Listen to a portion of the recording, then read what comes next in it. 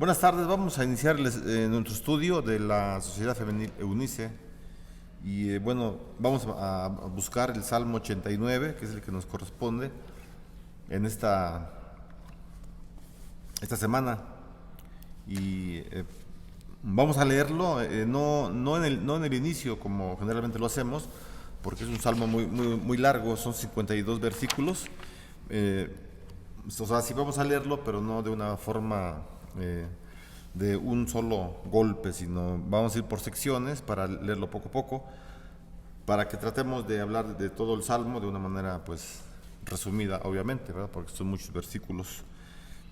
Bueno, vamos a hacer una oración antes de empezar. Señor, te damos las gracias porque nos permites reunirnos como congregación, como Sociedad Femenil de Eunice, Señor. Oramos por cada una de las hermanas, por cada una de sus necesidades, que tú les bendigas, Señor, y que siempre estés respondiendo al clamor, a la petición que ellas hacen, Señor, en cuanto a todas sus necesidades y agradecimientos que tienen hacia ti. Oramos para que este estudio sea de bendición para nuestras vidas y que siempre tu Espíritu Santo nos siga hablando a través de la palabra. En el nombre de Jesús te damos las gracias. Amén. Bueno, el Salmo número 89 se puede titular, ¿verdad? Vi en un comentario de un teólogo, un estudioso, que él pues titula el Salmo así como un Salmo real, un salmo que habla acerca de la realeza del Señor Jesucristo, porque se presenta a Jesucristo al final del salmo como el ungido de Israel, el ungido que traerá la paz y la tranquilidad, que traerá todas las bienaventuranzas que Dios promete. El Señor Jesús, el ungido de Israel, Él traerá todas las promesas al mundo, ¿verdad? Así que este es un salmo real que habla acerca de la soberanía, de la majestad que tiene el Señor. Y también es un recuerdo del pacto davídico, el pacto que Dios hizo con David. Ya desde el Salmo 88 también vemos algunas secciones que hablan del pacto que Dios hizo con el rey David, en donde la casa de David iba a prevalecer siempre como los reyes tanto de Judá como de Israel, que sabemos que es un solo reino, solamente que dividido en dos, ¿verdad? Israel y Judá. Bueno, ese era el pacto que Dios había hecho con David antes que el reino se dividiera en dos, cuando era un solo reino, o un solo país llamado Israel. Dios había prometido a David estas bendiciones, que su casa estarían siempre los gobernantes del país.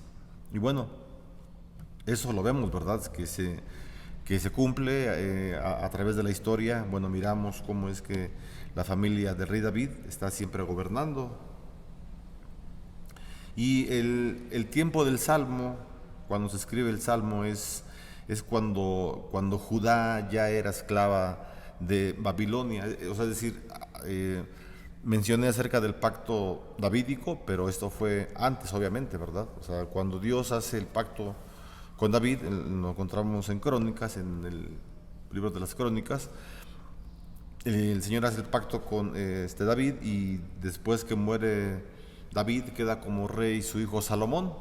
Hasta ahí todavía el reino es uno, no está dividido. Y ya posteriormente, cuando Salomón crece y tiene a sus hijos, dos de ellos, ¿verdad? Sus dos hijos dividen el reino. Uno de los hijos se va con 10 tribus de las 12, y a esa parte, a esa sección del reino se le dio el nombre de Israel, la parte norte. O sea, mantenían el mismo nombre, ¿verdad?, que tenían, Israel. Y a la parte sur queda el otro hijo de Salomón con 2 tribus solamente, con Judá y con Benjamín.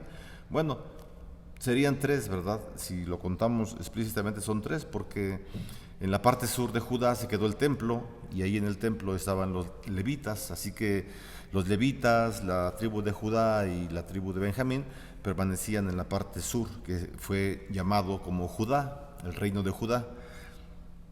Bueno, entonces el Salmo, y ya posteriormente cuando vienen los demás reyes, ¿verdad? Aquí quien está gobernando es un rey que se llama Joaquín. Cuando aparece este rey Joaquín, que es familia del rey David, no sabemos cuántas generaciones más adelante, pero es un familiar de David, viene entonces una crisis al reino de Judá y también a Israel, y entonces son invadidos ambos reinos. Primero es invadido Israel y es llevado deportado o como esclavo hacia Babilonia, y después es llevado también Judá. Bueno, en este tiempo, cuando es llevado a Judá, es cuando es escrito este salmo, el Salmo 89, y es un salmo también de súplica, ¿verdad? De una manera así resumida, lo que habla el salmo es que el salmista le recuerda al Señor, a Jehová, que él ha hecho un pacto con David, y él clama, ¿verdad?, para que ese pacto se lleve a cabo, y entonces el Señor tenga misericordia y los regrese nuevamente hacia Israel, hacia Judá, para que sigan adorando al Señor. Bueno, ya hablamos acerca del tiempo que el salmo fue escrito y cuál era la condición que estaban pasando los israelitas, ¿verdad?, que era una crisis. Surge el salmo en un momento de crisis, cuando en la familia del rey David. Bueno, en los versículos 1 al 4 vamos a leerlo, ahí vamos a ver un poco del pacto perpetuo, ¿verdad?, de Dios con el pueblo. Versículos del 1 al 4 del Salmo 89. Dice la palabra: las misericordias de Jehová cantaré perpetuamente, de generación en generación haré notoria tu fidelidad con mi boca, porque dije, para siempre será edificada misericordia. En los cielos mismos afirmarás tu verdad. Hice pacto con mi ungido. Juré a David mi siervo, diciendo, para siempre confirmaré tu descendencia y edificaré tu trono por todas las generaciones. Selah. Así que en esos primeros 4 versículos, el salmista está seguro que las promesas de Dios durarán para siempre, y esto es fe. Entonces encontramos en primera parte a un hombre, a un salmista que se llama Etán, Ezraíta, ¿verdad? La palabra Ezraíta, ya lo habíamos comentado, no es el apellido de Etán, sino la palabra Ezraíta lo que significa es oriundo, ¿verdad?, de algún lugar, o nativo de alguna tierra. Entonces, no nos dicen de qué tierra, pero bueno, es un israelita de nombre Etán. Bueno, este hombre Etán está seguro que las promesas de Dios durarán para siempre. Él conoce la Biblia. Este hombre conoce, obviamente, hasta aquí está escrito solamente el Pentateuco, los 5 primeros libros de la Biblia. Están escritos los libros históricos, algunos de ellos, Crónicas, Reyes, que son históricos, se están formando los libros de Crónicas y el libro de los Reyes, ¿verdad?, porque hablan precisamente de las crónicas, de las historias de los reyes. Bueno, sabe el salmista, ¿verdad? Él conoce la Biblia, él es un teólogo, él sabe doctrina, etcétera, etcétera, y él, entonces, de acuerdo a lo que él conoce, de acuerdo a lo que él sabe, él está seguro que las promesas de Dios son para siempre, son eternas. De modo que el salmista también alabará a Dios por siempre, ¿verdad? Así que si el salmista sabe que las misericordias de Dios son para siempre, él va a responder también amando a Dios por siempre. A pesar de las dificultades, a pesar de las crisis que está pasando la iglesia en ese tiempo, él seguirá amando a Dios por siempre. El salmista, como muchos de nosotros, como yo pienso millones de personas en el mundo que somos cristianos en el Antiguo y Nuevo Testamento, bueno, obviamente que en el Antiguo Testamento no eran llamados cristianos, ¿verdad? Lo sabemos, pero estoy hablando de una manera, son formas de hablar, pues. Sabemos, ¿verdad?, que todos nosotros los que somos cristianos pues, estamos centrados, ¿verdad?, en las promesas que tiene el Señor Jesucristo para nosotros, y que nosotros también no entendemos muchas cuestiones que Dios hace. A veces no sabemos por qué Dios actúa de tal forma, por qué Dios permite tal o cual circunstancia, de la que sea, en cualquier ámbito, en el trabajo, en la familia, en la iglesia, en el vecindario, con otra persona, etcétera, etcétera. No entendemos, ¿verdad? Pero a pesar que no entendamos nosotros, eso no significa que Dios no sabe darse a entender o que Dios nos confunde. No, Dios es todopoderoso y hay cuestiones, ¿verdad?, que pues definitivamente no tienen ninguna respuesta, o al menos en este mundo no tienen esta respuesta, ¿verdad? En el libro de Deuteronomio nos ayuda mucho, bueno, a mí al menos sí me ayuda, para estar tranquilo ante muchas situaciones que yo no entiendo, ¿verdad? O que no tengo una respuesta. Dice el libro de Deuteronomio, capítulo 29, versículo 29, las cosas secretas pertenecen a Jehová nuestro Dios. Las cosas secretas pertenecen a Jehová nuestro Dios. Es decir, hay cosas que solamente sabe el Señor, que Él no ha querido revelarnos. ¿Por qué? Pues no lo sabemos, son secretas, ¿verdad? Las cosas secretas pertenecen a Jehová nuestro Dios, mas las reveladas, es decir, más las cosas reveladas, son para nosotros y para nuestros hijos para siempre, para que cumplamos todas las palabras de esta ley. Así que hay cosas que no sabemos por qué ocurren, ¿verdad? Y entonces podemos ir a este pasaje que acabamos de leer y podemos estar tranquilos que si no sabemos la respuesta es porque son cosas secretas que Dios tiene solamente en su mente, ¿verdad? Si hablamos de una manera antropológica, pensando como un ser humano. Sabemos que Dios no tiene aspecto humano, eso es hablar antropológicamente.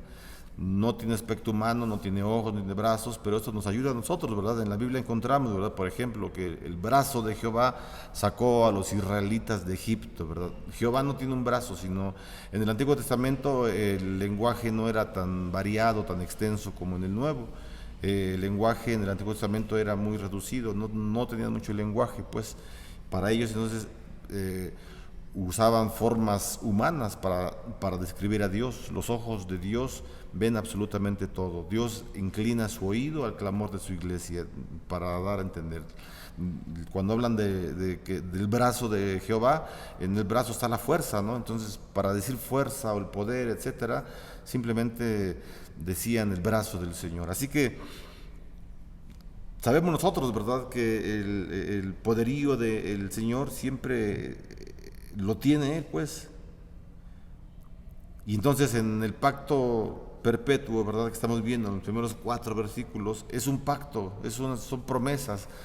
Dentro de los pactos siempre hay cláusulas, ¿verdad? Siempre hay cláusulas. Cualquier pacto que hagamos de la compra y venta de cualquier artículo, en un empleo, en donde sea, siempre hay pactos donde hay cláusulas, ¿verdad?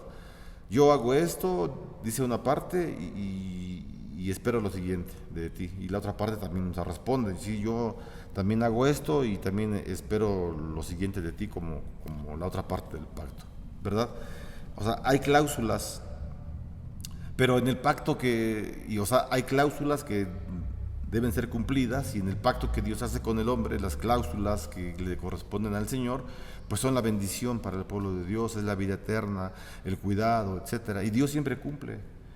Dios siempre cumple en los pactos que Él realiza, y esto es importante porque tenemos a un Dios que no se retracta como los hombres, ¿verdad? Que Dios no es un hombre, Dios no se retracta de lo que Él ha dicho, porque no es un hombre, sino es Dios Todopoderoso. Y es precisamente en donde... Bueno, veamos cómo lleva este orden el salmista, ¿verdad? En los primeros 4 versículos habla de un pacto perpetuo, ya lo dijimos. Y después, en los versículos del 5 al 18, el salmista dice, ¿verdad?, que Dios es rey y soberano.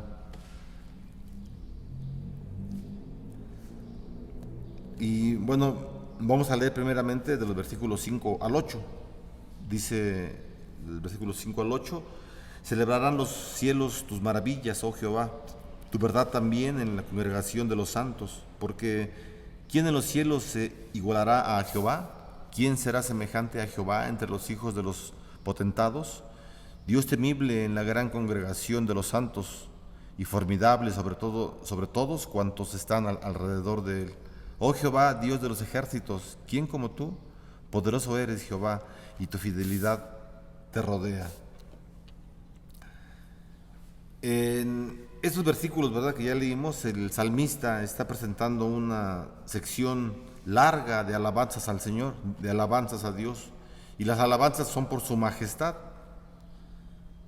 Dice el versículo 5: celebrarán los cielos tus maravillas. El 6: porque ¿quién en los cielos se igualará a Jehová? 7: Dios temible.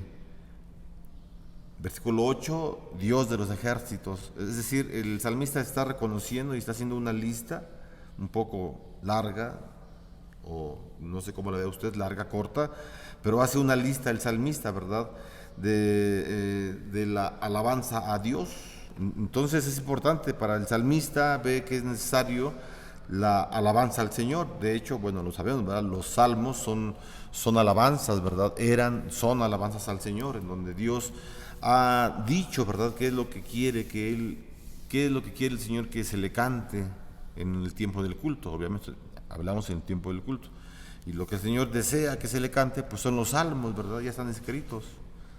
Son 150 salmos, que tenemos un salterio largo para escoger los cantos, ¿verdad? Bueno, para decirlo, aprovechando que estamos hablando de todo el libro de los salmos, ya lo hemos comentado, está dividido el libro en 5 secciones, en 5 libros, y cada una de las secciones del libro de los salmos, estoy hablando de los salmos, cada una de las secciones, los judíos, cuando hicieron esta separación, cada una de las secciones atribuían una sección a cada uno de los libros del Pentateuco. Es decir, la primera sección, que no tengo los capítulos, no tengo la división a la mano, pero se las voy a dar, de los libros, tenían que ver con el libro de Génesis. La segunda sección tenía que ver con Éxodo y así hasta Deuteronomio. Y este salmo, precisamente el que estamos viendo ahorita, el Salmo 89, es la doxología o el final del tercer libro de los Salmos, ¿verdad? Aquí termina la tercera sección del libro de los Salmos y va a continuar, faltan 2 secciones más, la 4 y la 5. Entonces, si miramos lo que está hablando el Salmo, es un salmo real, lo dijimos, ¿verdad?, porque habla de la realeza del Señor. Y es el tercer libro, el que estamos viendo, el tercer libro de los Salmos. Y estamos viendo la doxología, estoy repitiendo lo que dije para decir lo que voy a decir a continuación. Estamos viendo la doxología o el final del tercer libro de los Salmos, termina con el Salmo 89. Entonces, si los judíos relacionaban estos libros, los 5 de los Salmos, con el Pentateuco, entonces el tercer libro de los Salmos correspondería al libro de los Levíticos, ¿verdad? Porque es Génesis, Éxodo y Levítico. Y el libro de Levítico, precisamente, la forma como empieza, o el nombre, mejor dicho, cómo empezaba el libro de Levíticos en el Antiguo Testamento, los judíos no le llamaban Levíticos, sino le llamaban los llamados o los escogidos. Ese era el título del libro, los escogidos para un servicio, obviamente, ¿verdad?, para la adoración al Señor.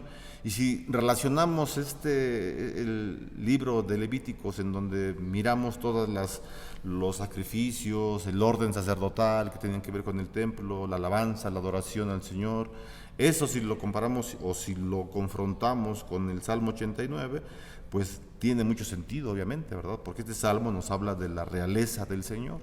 Entonces los judíos estaban muy bien en separar estos libros como lo hicieron, en secciones, y compararlos con el Pentateuco. Es interesante, hermanos, esta situación, porque los judíos era el trabajo que ellos tenían: analizar la Biblia, leer la Biblia, interpretar la Biblia, aplicar la Biblia a sus vidas, etcétera. Y entonces se me hace interesante, ¿verdad?, cómo es que estos hombres judíos desde hace miles de años han estado estudiando las promesas del Señor y que son para siempre. Y si miramos, por ejemplo, si es algo imposible, ¿verdad?, lo que voy a decir, pero si una persona que vivió en el tiempo, por ejemplo, este hombre, ¿verdad?, Etán o Coré, cualquiera de ellos, que ellos pudieran estar ahorita en ese tiempo, es imposible, pero digo, lo que digo es imposible, pero que ellos estuvieran aquí en ese tiempo y vieran todos los años que han pasado y todas las generaciones que han seguido leyendo la Biblia, lo que ellos escribieron, se maravillarían, seguramente. O sea, lo que quiero decir es que ¿cuánto tiempo ha pasado? Miles de años han pasado. Eso a mí, la verdad, fue uno de los motivos por los cuales decidí estar en la iglesia cristiana, porque pues yo ya llegué viejo al evangelio, ¿verdad?, ya adulto, y fue eso precisamente, ¿no?, ver que a través de miles de años este libro se ha mantenido. y se ha mantenido intacto, ¿verdad? De la manera en cómo está. Obviamente que hay diferentes versiones de la Biblia, pero no cambia la idea, ¿verdad? Dice exactamente lo mismo. Bueno, entonces en esta sección, ¿verdad? Estamos viendo en los versículos del 5 al 18, ahí es en donde vamos, bueno, hasta el 8 leímos. Ahí encontramos del versículo 5 al 8 que el salmista presenta una larga lista de alabanzas al Señor, porque Dios es un Dios de majestad, es todopoderoso. Versículo del 9 al 13 dice la palabra: tú tienes dominio sobre la braveza del mar, cuando se levantan sus ondas, tú las sostienes. Tú quebrantaste a Rahab como a herido de muerte. Perdón, hermanos. Perdón. ¿Cuál era? 10, el 10, perdón. Sí, tú quebrantaste a Rahab como a herido de muerte, con tu brazo poderoso esparciste a tus enemigos. Tuyos son los cielos, tuya también la tierra, el mundo y su plenitud. Tú lo fundaste. El norte y el sur, tú los creaste. El Tabor y el Hermón cantarán en tu nombre. Tuyo es el brazo potente, fuerte es tu mano, exaltada tu diestra. Y esos versículos, ¿verdad?, nos muestra o nos vuelve a repetir, ya vimos en la sección anterior, de los versículos 5 al 8, que Dios es un Dios de majestad. Bueno, aquí nos vuelve a reiterar que el Señor es Señor absolutamente de todo. Él es el Señor de todo y es dueño absolutamente de todo. Y por eso es la alabanza al Señor, por eso el salmista levanta la alabanza, por eso el salmista reconoce al Señor y lo exalta como Dios todopoderoso. Versículo del 14 al 18: justicia y juicio son el cimiento de tu trono, misericordia y verdad van delante de tu trono. Bienaventurado el pueblo que sabe aclamarte, andará, oh Jehová, a la luz de tu rostro. En tu nombre se alegrará todo el día, y en tu justicia será enaltecido. Porque tú eres la gloria de su potencia, y por tu buena voluntad acrecentarás nuestro poder. Porque Jehová es nuestro escudo, y nuestro Rey es el Santo de Israel. Así que vean todas estas cualidades, ¿verdad?, virtudes que pone el salmista en la sección del 5 al 18, ¿verdad?, donde nos habla de la soberanía del Señor, que Él es un rey. Nos presenta la majestad del Señor, el que es el todopoderoso, el poderío de Dios, y aparte que Dios es santo y justo. Entonces, el salmista tiene bien definido, ¿verdad?, en su mente, que Dios es todo lo que ya mencionamos, todas las cualidades que Dios tiene, pero está en crisis. O sea, el salmista está en una crisis, no solamente él, todo el pueblo de Israel está en crisis, ya lo mencionamos. Quizá no lo sabemos bien porque son libros que muy antiguos y no tenemos la exactitud, ¿verdad?, del tiempo ni de los lugares. Lamentablemente no lo tenemos, pero tenemos la mayoría de la información. Entonces, no sabemos cómo es que ellos podían sostenerse, ¿verdad?, a través de toda la crisis que tenían, pero estaban en una crisis. Y a pesar de estar en la crisis, fíjense cómo es que el salmista ve a Dios como justo, como santo, como todopoderoso, lleno de majestad. O sea, el salmista, lo que hace él, adora al Señor en tiempo de crisis. El salmo es un salmo de lamento, es un salmo, o sea, están implícitas varias cuestiones. El lamento está dentro del salmo, se deja ver el lamento, la tristeza, la desesperación, pero también se deja ver la alabanza del salmista. Es decir, estamos viendo un cuadro de la vida cotidiana, ¿verdad? No de todo hombre y mujer, quizá no todos pasamos por esas situaciones, pero es el cuadro, ¿verdad?, de una vida cristiana. ¿Cómo responde el cristiano ante situaciones de crisis? Y este es un buen ejemplo para nosotros. Yo lo pienso que es un buen ejemplo. Dios siempre está al pendiente del pacto que tiene Él para con su iglesia. Eso es importante, o sea, la teología del pacto o la doctrina del pacto es muy importante, ¿verdad? Que nosotros pues la estudiemos y que pues sobre todo la entendamos, no que sea difícil, no, solamente es cuestión de sentarnos un tiempecito, sentarnos y pues, dedicarle un tiempo a la lectura de la teología del pacto. Es interesante porque nuestras iglesias cristianas, las iglesias reformadas que surgen de la Reforma en 1517, precisamente tenían esta doctrina del pacto y era lo que los caracterizaba, el pacto que Dios había hecho con el hombre. Y eso es importantísimo, porque es un pacto que Dios hace en bueno, perdón, los pactos normales que se hacen entre personas son entre dos personas o entre dos sectores, entre dos grupos, entre dos o más grupos de personas o de sindicatos, no lo sé.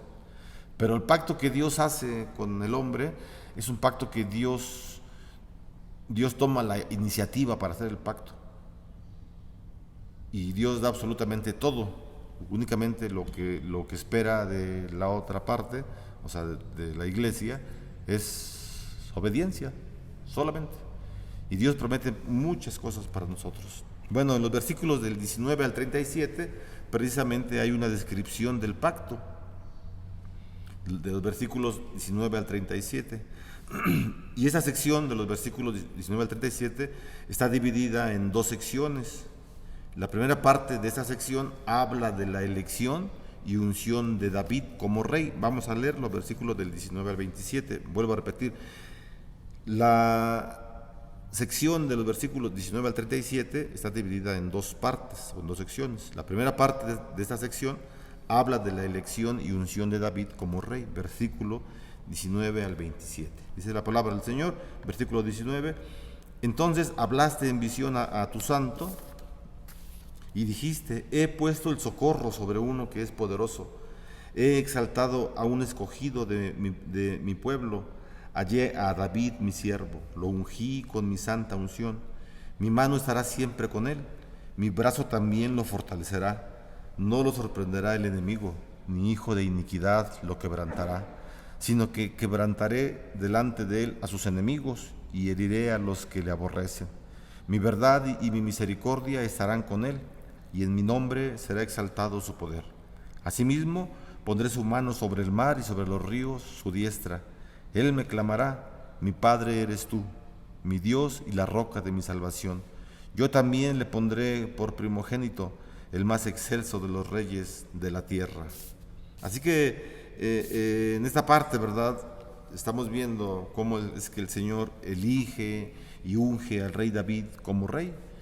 Y esto pues nos sirve a nosotros como iglesia en la actualidad, porque sabemos que de la descendencia del rey David pues viene el Señor Jesucristo, ¿verdad? De ahí nace, de la familia de David, nace Jesucristo después de siglos, y Él muere entonces por los pecados de toda la humanidad. Entonces, ¿nos interesa? Pues claro que sí. Dijimos que esa fue la primera sección, o la primera parte de la sección de la descripción del pacto. La segunda parte se ocupa de las promesas a la descendencia del rey David. Versículo 28 al 37 nos va a hablar de esto, de las promesas a la descendencia de David. Versículo 28: para siempre le conservaré mi misericordia y mi pacto será firme con él. Pondré su descendencia para siempre y su trono como los días de los cielos. Si dejaren sus hijos mi ley y si no anduvieren en mis juicios, si profanaren mis estatutos y no guardaren mis mandamientos, entonces castigaré con vara su rebelión y con azotes sus iniquidades. Mas no quitaré de él mi misericordia, ni falsearé mi verdad. No olvidaré mi pacto, ni mudaré lo que ha salido de mis labios. Una vez he jurado por mi santidad y no mentí a David, y no mentiré a David. Su descendencia será para siempre y su trono como el sol delante de mí. Como la luna será firme para siempre y como un testigo fiel en el cielo. Selah. Así que en la segunda sección, ¿verdad?, miramos todas las promesas a la casa del rey David. No quitaré la misericordia de ustedes, no profanaré mis estatutos, castigaré con vara de hierro, etc. Y son promesas que Dios hace, ¿verdad? Y que cumple el Señor, que tiene para con su iglesia.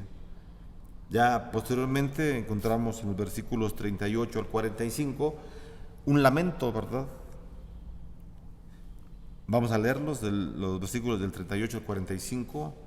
Este lamento, dice la palabra del Señor, es un lamento obviamente del salmista, ¿verdad? Mas tú desechaste y menospreciaste a tu ungido y te has airado con él. Rompiste el pacto de tu siervo, has profanado su corona hasta la tierra, aportillaste todos sus vallados, has destruido sus fortalezas. Lo saquean todos los que pasan por el camino, es oprobio a sus vecinos, has exaltado la diestra de sus enemigos, has alegrado a todos sus adversarios, embotaste a sí mismo el filo de su espada y no lo levantaste en la batalla, hiciste cesar su gloria y echaste su trono por tierra, has acortado los días de su juventud, le has cubierto de afrenta, Selah. Esos versículos están describiendo, ¿verdad?, una situación de derrota y de destrucción. Recordemos cuál es el contexto, ¿verdad? Ya lo dijimos. Entonces, esos versículos es lo que se nota, ¿verdad?, que se está hablando el salmista. Son versículos que están pues demostrando que el pueblo, no solamente el salmista, que están pues abatidos por la destrucción y por la derrota. Parecería entonces, de acuerdo a los versículos que ya leímos, parecería que la derrota final de la casa de David ha llegado, ¿verdad? Por lo que leímos, son palabras fuertes. Y entonces, en base a esto, ¿verdad?, pensando el salmista que la derrota final ha llegado, él sabe, ¿verdad?, que Dios le prometió a David que era para siempre, que él estaría en el trono. Él lo sabe, el salmista lo sabe, pero la fe a veces es quebrantada por las crisis. Eso es algo también, no podemos decirlo inevitable, ¿verdad?, pero a veces pasa, hasta las personas más entregadas a la lectura de la Biblia y a la oración, etcétera, pues llega a ocurrir, ¿verdad? Entonces, primeramente el salmista hace lamento en el versículos 38 al 45, expresa un lamento, está adolorido el salmista, y en el versículo del 46 al 52 él hace una petición. Vamos a leerlos. Después del lamento hace una petición al Señor y empieza diciendo: ¿hasta cuándo, oh Jehová? ¿Hasta cuándo te esconderás? ¿Te esconderás para siempre? ¿Hasta cuándo, oh Jehová, te esconderás para siempre? ¿Arderá tu ira como el fuego? Recuerda cuán breve es mi tiempo. ¿Por qué habrás creado en vano a todo hijo de hombre? ¿Qué hombre vivirá y no verá la muerte? ¿Librará su vida del poder del Seol? Selah. Señor, ¿dónde están tus antiguas misericordias que juraste a David por tu verdad? Señor, acuérdate del oprobio de tus siervos, oprobio de muchos pueblos que llevo en mi seno, porque tus enemigos, oh Jehová, porque tus enemigos han deshonrado los pasos de tu ungido. Bendito sea Jehová para siempre. Amén y amén. Entonces, en la petición que hace el salmista, dice él, ¿verdad?, ¿hasta cuándo? En el versículo 46, ¿hasta cuándo? Y es una pregunta que han hecho muchos hombres y mujeres a través del tiempo. Se han preguntado: ¿hasta cuándo, Señor? ¿Hasta cuándo? Lo que sea, ¿verdad? Se han hecho esa pregunta muchas personas. Y el salmista entonces, no, en lo que a él le concierne, el salmista no entiende por qué Dios no actúa. Él no entiende por qué Dios no lo saca de la esclavitud del imperio babilónico, ¿verdad?, porque fueron ellos los que llegaron. El libro de Crónicas nos los narra. Entonces el salmista pues pierde la paciencia, ¿verdad? Es un hombre consagrado, es un hombre que sabe de la palabra, es un hombre que sabe teología, ya lo dijimos, pero es un hombre, es un ser humano. Así que él pierde la paciencia, se desespera, ¿verdad? Como muchos hombres. Habacuc también, si leemos el libro de Habacuc, el libro de Habacuc es un salmo, o se puede ver como un salmo, también es pura queja. ¿Hasta cuándo, Señor, vas a permitir esto? Si vemos Apocalipsis, igual también. La pregunta que muchos hombres se han hecho: ¿hasta cuándo, Señor? Así que en los versículos 47 al 48 recuerda a Dios, o sea, el salmista recuerda a Dios que Él es solo un ser humano pasajero y no vivirá para siempre. Y si Dios no hace algo en el tiempo del salmista, el salmista no podrá verlo. Por eso es que lo dice. O sea, él quiere ver físicamente, él quiere ver cómo Dios los va a liberar y va a traer otra vez la restauración a Israel y va a traer la tranquilidad a su iglesia, etcétera. Y el salmista dice: ¿hasta cuándo, Señor? Soy un ser humano. Quizá muera, Señor, y voy a morir en esta crisis, y yo quiero ver tu gloria, Señor. Yo quiero ver cómo te manifiestas, cómo llegamos a Jerusalén, etcétera, etcétera. Y el salmista pierde la paciencia, se desespera, y es normal, hermanos. En tiempos de crisis uno se desespera, definitivamente. Estamos viendo un ejemplo de un hombre, de Etán, que fue un hombre consagrado hacia el Señor, y un hombre que cae que pierde la paciencia, ¿verdad? Que cae en la desesperación porque no ve una respuesta pronta por parte del Señor. Así que el salmista demuestra una fe, fíjense, o sea, el salmista está confundido, el salmista pierde la paciencia, pero el salmista demuestra una fe profunda y apela a la misericordia divina. Versículo 49: Señor, ¿dónde están tus antiguas misericordias que juraste a David por tu verdad? Eso es fe. ¿Dónde están tus antiguas misericordias que juraste a David por tu verdad? Versículo 50: acuérdate del oprobio de tus siervos, oprobio de muchos pueblos que llevo en mi seno, porque tus enemigos, oh Jehová, han deshonrado, porque tus enemigos han deshonrado los pasos de tu ungido. Así que el salmista, en estos versículos del 49 al 51, está demostrando una profunda fe profunda, y apela a la misericordia del Señor, porque sabe que Dios es misericordioso. El salmista no sabe, no entiende por qué Dios permite el fracaso del reinado davídico, pero sigue confiando y termina bendiciendo a Dios a pesar que no entienda. Las cosas secretas pertenecen a Jehová nuestro Dios, y las cosas reveladas a nosotros, a nuestros hijos, para que las disfrutemos. Deuteronomio 29:29. Seguramente el salmista sabía el texto que ya dijimos, y muchos más que hablan de las promesas del Señor. Así que el salmista está enteramente confiando en las promesas de Dios, a pesar de su confusión como ser humano. Está confundido, está perturbado, pero tiene fe y cree en el Señor, cree en la misericordia del Señor.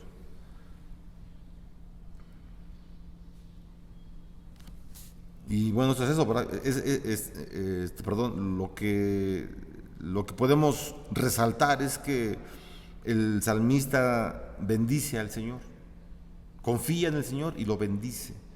Y ya el versículo 52 dice: bendito sea Jehová para siempre, amén y amén. Este versículo 52 sirve, ya lo dijimos, como doble doxología, ¿verdad? La primera es al término del salmo que estamos leyendo, es la doxología o el final del salmo, y también al término del tercer libro del Salterio. Si usted tiene ahí una Biblia Reina Valera, pues ahí usted verá que el Salmo número 90 dice hasta arriba, libro cuarto, no sé si lo tenga en su Biblia, pero en esta sí, libro cuarto, porque ahí empieza el cuarto libro del Salterio, de todos los salmos. Así que al terminar el Salmo, el problema no está resuelto, ¿verdad? O sea, ya leímos el Salmo, ya acabó el Salmo, pero el problema sigue. O sea, el problema ahí está. No ha sido. ¿Cuál es el problema? Que están como esclavos. Ese es el problema. Y que aparentemente están completamente derrotados. Ese es el problema. O sea, Israel como nación. Termina el Salmo y el problema sigue. O sea, el problema no fue resuelto. No estamos diciendo que el Señor no lo resolvió, claro que lo resolvió, pero no en el tiempo del profeta. Por eso él dice: Señor, en otras palabras, soy un ser humano pasajero, no voy a vivir mucho, déjame ver, Señor. Déjame mirar cómo es que nos vas a sacar a la libertad. Y el Señor no lo permitió. ¿Por qué? No lo sabemos. O sea, el salmista no vio cuando llegaron a Jerusalén. Moisés no entró a la tierra prometida. Está Moisés, está ya casi para entrar a la tierra prometida y el Señor lo lleva hasta lo alto del monte Pisgah, o Pisga, no sé cómo se pronuncia, Pisga o Pisgah. Y lo sube hasta arriba, que es la frontera con Canaán, el desierto hacia Canaán. Y lo lleva al Señor y le dice, mira Moisés, todo esto es Canaán. Y bueno, usted ha ido a alguna parte alta, algún cerro, ¿no? A la torre latinoamericana, donde haya ido, algún edificio grande, y pues se ve todo, ¿no? Y entonces Moisés vio toda la tierra prometida y dice, esa es la tierra que prometí a Abraham, a mi hijo Abraham y a toda su descendencia. Pero tú no vas a entrar. O sea, qué triste, ¿no? Digo, yo me río porque pues me imagino a Moisés antes, 40 años antes, el Señor le habló y le dijo, ve y saca a mi pueblo de Egipto para que me rinda culto. Y bueno, ya fue David, sabemos toda la historia, el libro de Éxodo, saca al pueblo, etcétera. Están 40 años, Moisés está con el pueblo 40 años en el desierto, aguantando todo, etcétera, todo lo que vivió. Y ya al momento de entrar, el Señor le dice, sí, pero tú no vas a entrar. Bueno, Moisés pudo haber dicho, Señor, pero pues ¿por qué tú me dijiste? Yo te dije que sacaras al pueblo, no te dije que ibas a entrar. Van a entrar ellos, no te dije que tú ibas a entrar. El Señor no quiso que entrara Moisés a Canaán. No quiso. Y uno dice, ¿por qué no quisiste, Señor? Pues lo más obvio era que entrara el líder Moisés, el gran líder, ¿no? Que es un tipo de Jesús, o sea, sí, una forma de ver a Jesús en el Antiguo Testamento. ¿Por qué no entró Moisés? Deuteronomio 29. No sabemos. No sabemos. Y así este hombre, entonces él quiere, ¿verdad?, que ver como el triunfo del Señor cuando lleguen a Jerusalén, y no lo vio. Así que termina el Salmo y el problema no está resuelto. Entonces, por un lado, hermano, esto nos muestra que no hay respuestas fáciles. No hay respuestas fáciles. También nos enseña que tenemos que estar esperando a ver cómo las promesas de Dios se cumplen y se cumplirán en la historia. Si nos toca ver algunas promesas que Dios ha prometido para su iglesia, pues gloria al Señor. Si no nos toca ver, gloria al Señor. Pero las promesas de Dios se cumplen en el tiempo de Dios, en el kairos de Dios, ¿no? Así le dicen los teólogos, en el kairos. Kairos es una palabra para tiempo. La otra palabra para tiempo es cronos, de ahí cronómetro. La palabra cronos se usa para el tiempo normal, para el tiempo humano, ¿no? ¿Cómo es que medimos el tiempo? A través de tiempo, cronos en griego. Pero el tiempo de Dios es la palabra kairos, es muy distinto. El tiempo de Dios no es igual a nuestro tiempo. El kairos de Dios no es igual al nuestro, ¿no?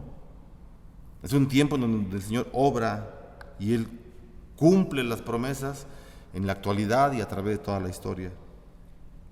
Así que la esperanza de la iglesia es esto, ¿verdad? Lo que ya estamos diciendo, que Dios cumple sus promesas por medio de su ungido, del Señor Jesucristo. Vamos a orar, hermanos, para terminar. Señor, te damos gracias porque nos permites tener un estudio más, Señor, del libro de los Salmos. Gracias porque nos has permitido llegar hasta esa sección, hasta el libro número 3, el final de él. Oramos a ti, Señor, para que sigamos en el estudio de una manera personal, de grupo, en la iglesia, Señor, y en todo tiempo. Que nos permitas ver siempre tu gracia, tu misericordia, y en las cuestiones que no entendamos por qué ocurren las cosas, también que nos ayudes a saber que tú eres todopoderoso, que hay majestad en ti, y que tú decides, Señor, todo lo que ocurrirá, lo que ocurre en este mundo. Gracias por tus decretos divinos que tienes ya planeados, Señor, para nosotros, para tu iglesia sobre todo. Y te pedimos en nombre de Jesús que nos sigas bendiciendo, Señor, a través de tu Espíritu Santo y a través de tu palabra. En el nombre de Jesús te damos las gracias. Amén.